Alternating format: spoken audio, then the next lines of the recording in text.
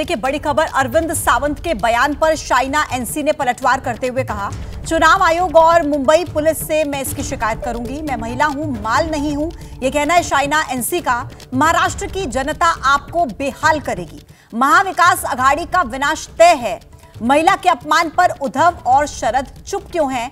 ये बात शाइना एनसी की तरफ से कही गई। बात करने के लिए हमारे साथ शिवसेना की उम्मीदवार शाइना एनसी जी हैं। मैम, आपने एक वक्तव्य सुना होगा, अरविंद सावंत सांसद हैं आपके क्षेत्र दक्षिण मुंबई के। उन्होंने अमीन पटेल के प्रचार के दौरान कहा कि हमें इंपोर्टेड माल की जरूरत नहीं है, हमारे पास ओरिजिनल माल है। किस तरह से देखते हैं इस वक्तव्य को? बहुत अफसोस होता है कि एक तरफ है हमारे माननीय मुख्यमंत्री जो एक लाड़की बहन योजना से इतने सारे महिलाओं को सशक्त करते हैं, प्रधानमंत्री जिन्होंने 15 अगस्त हो लाल किला पे या फिर मुद्रा बैंकिंग हो, जनधन, आवास योजना, अनगिनत स्कीम्स है जहां महिला सशक्त हुई है। आज आप देखें द्रौपदी मुर्मू जो एक ट्राइबल है, इसके बावजूद देश की राष्ट्रपति, और दूसरे तरफ है ये महाविनाश अघाड़ी जो सिर्फ बयानबाजी के साथ साथ महिलाओं का अपमान करते हैं। अरविंद सावंत जब 2014 और 2019 में प्रचार कर रहे थे तब मैं लाड़की बहन थी और उन्होंने हमारा फायदा उठाया उनके प्रचार के लिए। आज वो बोलते हैं कि हम हैं इंपोर्टेड माल। मैं पूछना चाहती हूं, ये itemisation, objectification, modesty of a woman को लेके सवाल, प्रश्न चिन्ह उठता है या नहीं? और उनके बगल में वो अमीन पटेल एमएलए खड़े हैं और वो हंस रहे हैं। मुझे बताएं कि जो आपको मेरे काम पे बात करना है बात कीजिए, जो आपको मेरे वर्चस्व और मेरे विजन प्लान पे बात करना है तो कीजिए, लेकिन जो आप मुझे ऑब्जेक्टिफाई करने वाले हैं और माल जैसे गंदे शब्दों का इस्तेमाल करने वाले हैं तो मैं एफआईआर दर्ज करूंगी, आपको माफी मांगनी पड़ेगी। और मां मुंबा देवी का खौफ रखिए, क्योंकि मैं महिला जरूर हूं लेकिन मैं आपकी माल नहीं हूं। आप जिस क्षेत्र से चुनाव लड़ रही हैं वहां मां मुंबा देवी का वास है, उनका नाम, जिनके नाम पर मुंबई शहर का नाम है। ऐसी जगह से जो उम्मीदवार महिला है उस पर इस प्रकार की टिप्पणी, और जो दूसरे विधायक हैं वो हंस रहे हैं और उन्हीं की पार्टी से कहा जाता है कि लड़की हूं, लड़ सकती हूं। और शिवसेना यूबीटी से प्रियंका चतुर्वेदी महिलाओं के सम्मान की बात करती हैं, पर कोई प्रतिक्रिया नहीं आई है। देखिए, मैं उनके ऊपर न जाते हुए, क्योंकि उनकी प्रतिक्रिया क्या हो सकती है, वो करते भी नहीं। जब ये अपॉर्चुनिस्टिक पॉलिटिक्स देखते हैं वहां वो अपमान भी करते हैं महिलाओं का।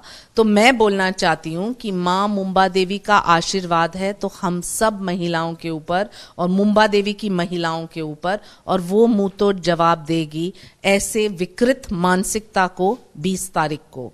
और आदर के साथ कहना चाहती हूं कि हमारे मुख्यमंत्री एकनाथ जी शिंदे ने हम जैसे महिलाओं को मौका दिया है, हम जैसे महिलाओं को आगे बढ़ाया है और हमारा सम्मान रखा है। वहां दूसरे तरफ महाविनाश अघाड़ी ने हर एक महिला और मुंबई की महिला को अपमानित किया है।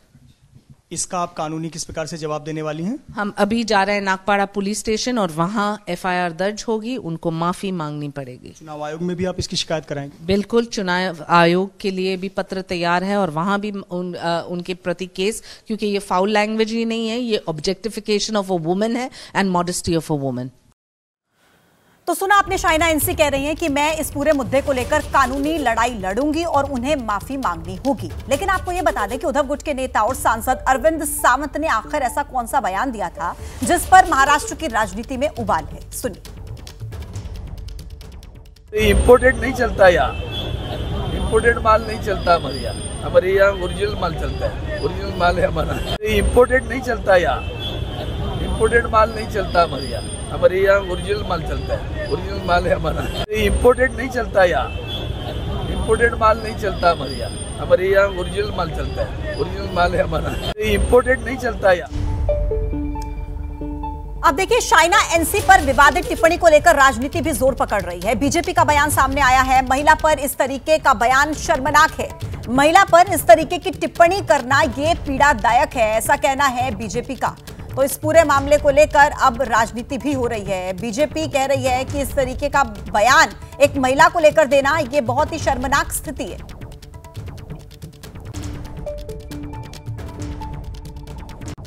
जितनी निंदा की जाए, देखिए राजनीतिक कार्यकर्ता जो महिला होती है वो किसी पार्टी की हो, सम्मान तो करना चाहिए ना। ये कौन सी बात है भाई? ये बहुत दुर्भाग्यपूर्ण है, बहुत पीड़ादायक है, इसकी हम भर्त्सना करते हैं। एक और बड़ी खबर, पूर्वी लद्दाख में भारतीय सेना की गश्त शुरू हो चुकी है। सूत्रों के हवाले से बड़ा अपडेट मिल रहा है। डेमचोक सेक्टर में भारतीय सेना की गश्त शुरू हो गई है। देपसांग में भी जल्द ही गश्त शुरू होने की उम्मीद है। तो सूत्रों के हवाले से ये बड़ा अपडेट मिल रहा है कि पूर्वी लद्दाख में भारतीय सेना की गश्त जो है वो शुरू हो चुकी है और ये कहा जा रहा है कि अभी डेमचोक सेक्टर में भारतीय सेना की मौजूदगी और गश्त वहां पर शुरू हुई है।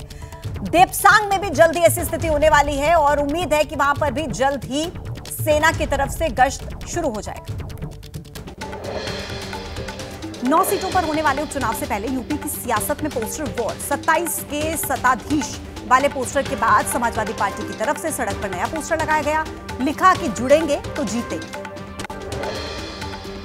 समाजवादी पार्टी के पोस्टर पर बोले यूपी के डिप्टी सीएम ब्रजेश पाठक। कहा कि जो विध्वंस करने की योजना बनाते हैं वो मुंह की खाते हैं। यूपी की जनता सब जानती है।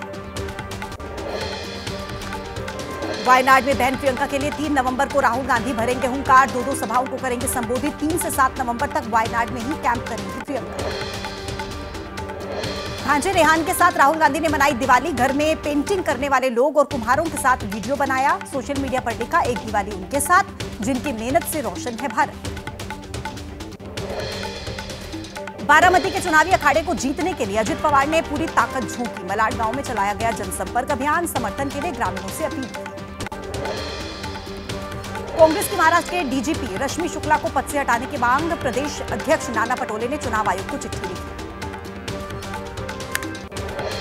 चुनाव से पहले संजय राउत का बड़ा आरोप। बोले कि डीजीपी रश्मि शुक्ला बीजेपी के लिए काम करती हैं। फोन टैप करवाने का भी आरोप लगाया। हेमंत सोरेन के खिलाफ बीजेपी ने चुनाव आयोग से शिकायत की। गलत जानकारी देने का आरोप लगाया। नामांकन रद्द करने की मांग की। दिल्ली के पूर्व सीएम अरविंद केजरीवाल ने कनॉट प्लेस स्थित हनुमान मंदिर में पूजा की। पत्नी सुनीता केजरीवाल के साथ यज्ञ किया। कहा कि सबकी भलाई और स्वास्थ्य के लिए भगवान से कामना की है। यूसीसी को लेकर प्रशांत किशोर ने केंद्र सरकार को नसीहत दी। कहा कि पहले मुस्लिम समुदाय को भरोसे में ले केंद्र सरकार। गोरखनाथ मंदिर परिसर में सीएम योगी का जनता दरबार। लोगों की समस्याओं को सुना। समस्याओं को जल्द से जल्द निपटाने के लिए अधिकारियों को निर्देश दिए। कर्नाटक के चिकमंगलुरु में देवी रम्मा मंदिर में मेले के दौरान भारी भीड़। पहाड़ी पर धक्का मुक्की के दौरान कई श्रद्धालु घायल। मेले के दौरान मंदिर में पहुंचते हैं हजारों श्रद्धालु। कर्नाटक के देवी रम्मा मंदिर मेले में नहीं दिखा क्राउड मैनेजमेंट। नाकाफी साबित हुई सुरक्षा व्यवस्था। हर साल हजारों की संख्या में मंदिर में दर्शन के लिए जुटते हैं श्रद्धालु। दीपावली के बाद गोवर्धन पूजा पर उज्जैन के तिलकेश्वर गौशाला में गायों के लिए फल, सब्जी और सूखे मेवे से लगाया गया 56 भोग। भव्य तरीके से गायों को सजाया। लाख कोशिशों के बाद भी खत्म नहीं हुआ यमुना में तैरता जहरीला झाग। पिछले 15 सालों में यमुना की सफाई को लेकर तकरीबन 7,000 करोड़ खर्च किए जा चुके हैं। दिल्ली में हवा के साथ पानी भी जहरीला। एयर पोल्यूशन के साथ यमुना भी मैली। दिल्ली में छठ पर्व मनाने वालों की चिंता बढ़ी। यमुना में जहरीले झाग पर दिल्ली के पर्यावरण मंत्री गोपाल राय ने उत्तर प्रदेश पर ठीकरा फोड़ा। कहा कि यमुना में झाग के पीछे यूपी का जहरीला पानी। यूपी जब तक जहरीला पानी छोड़ता रहेगा तो तब तक नियंत्रण करना मुश्किल। दीपावली की सुबह आनंद विहार इलाके का एयर क्वालिटी इंडेक्स बेहद खराब। सुबह 9 बजे 400 के आसपास दर्ज किया गया प्रदूषण का स्तर। कल सुबह 421 AQI दर्ज किया गया। दिवाली के बाद दिल्ली के इंडिया गेट के आसपास 370 के पार पहुंचा AQI। 2 दिन पहले इंडिया गेट के पास 277 दर्ज की गई थी एयर क्वालिटी। दिल्ली के शहादरा इलाके में प्रदूषण को कम करने की कोशिश लगातार जारी। पानी के छिड़काव से धूल और धुंध को कम किया जा रहा है। लखनऊ में 69,000 भर्ती मामले में इको गार्डन में धरने पर बैठे अभ्यर्थी। धरना स्थल पर रंगोली बनाकर अभ्यर्थियों ने दिवाली मनाई। कहा जब तक नहीं मिलेगा न्याय तब तक जारी रहेगी लड़ाई। तेलंगाना महाराष्ट्र बॉर्डर पर गांजा तस्करी का बड़ा खुलासा। बॉर्डर पर तेलंगाना पुलिस ने टैंकर से पकड़ा 290 किलो गांजा। एक आरोपी गिरफ्तार। 72 लाख से ज्यादा बताई जा रही है बरामद गांजे की कीमत। बिहार के नालंदा में पटाखे की दुकान में भीषण आग लगी। लोगों ने इधर उधर भागकर अपनी जान बचाई। दुकान में रखे सारे पटाखे जले। घंटों के बाद आग पर काबू पाया। बोकारो के पटाखा बाजार में आग लगने से हड़कंप का माहौल। एक दुकान में आग लगी और कई लपटों ने कई दुकानों को अपनी चपेट में ले लिया और पूरा इलाका धमाकों से थर्रा उठा। सहारनपुर में आबकारी विभाग की खड़ी हुई गाड़ियों में भीषण आग लगी। लगभग 6 गाड़ियां जलकर खाक। आतिशबाजी की चिंगारियों से लगी थी आग। कानपुर के जवाहर नगर इलाके में संदिग्ध परिस्थितियों में भीषण आग लगी। चपेट में आया फर्नीचर के साथ साथ शोरूम और कई गोदाम। कड़ी मशक्कत के बाद फायर ब्रिगेड की 4 गाड़ियों ने आग को बुझाया। लुधियाना में फैक्ट्री के गोदाम में आग के बाद मची भगदड़। गोदाम में पड़ा लाखों का धागा जलकर राख। गोदाम मालिक ने शरारती तत्वों पर शक जाहिर किया। तमिलनाडु में मंदिर के पास मिला रॉकेट लॉन्चर। त्रिची जिले में कावेरी नदी के किनारे से बरामद हुआ। मंदिर आए श्रद्धालुओं ने दी थी जानकारी। त्रिची पुलिस ने रॉकेट को नदी से निकालकर सेना को सौंपा। मामले की विस्तृत जांच जारी। सुरक्षा एजेंसियां भी कर रही हैं मामले की जांच। आज होगी दिवाली की मुहूर्त ट्रेडिंग। शाम को 6 बजे से 7 बजे तक का समय तय। एनएससी और बीएसई ने जारी किया सर्कुलर। ओडिशा में आइसक्रीम स्टिक से बनाया गया मां काली का चेहरा। पुरी के कलाकार ने बनाई चेहरे की लघु कलाकृति। हैदराबाद के बंजारा हिल्स में तेज रफ्तार का कहर। करोड़ों की लग्जरी कार दीवार तोड़ते हुए पार्क के अंदर घुसी। पेड़ से टकराकर क्षतिग्रस्त हुई कार सवार मौके से फरार। पुलिस जांच में जुटी। माफिया अतीक अहमद के बेटों की रिमांड मंजूर। प्रयागराज पुलिस ने दी गैंगस्टर मामले में अर्जी। अतीक से जुड़े 1 दर्जन आरोपियों की रिमांड मिली। मध्य प्रदेश से पंजाब में हथियार तस्करी का खुलासा। अमृतसर में 7 आरोपी गिरफ्तार। अमेरिका में बैठे दिलप्रीत सिंह के इशारों पर करते थे सप्लाई। उड़ीसा से उज्जैन में गांजे की सप्लाई का खुलासा। बड़े रैकेट का पर्दाफाश। करीब 7 लाख के गांजे के साथ 3 गिरफ्तार। उज्जैन में गांजे की सप्लाई करता था उड़ीसा का गिरोह। उज्जैन पुलिस ने खुलासा किया। तस्करी के लिए लग्जरी गाड़ी का करते थे इस्तेमाल। पाटन में हुए सड़क हादसे में एक ही परिवार के 4 लोगों की मौत। दिवाली मनाने के लिए गांव जा रहा था परिवार। रास्ते में लोडिंग वाहन से हुई थी टक्कर।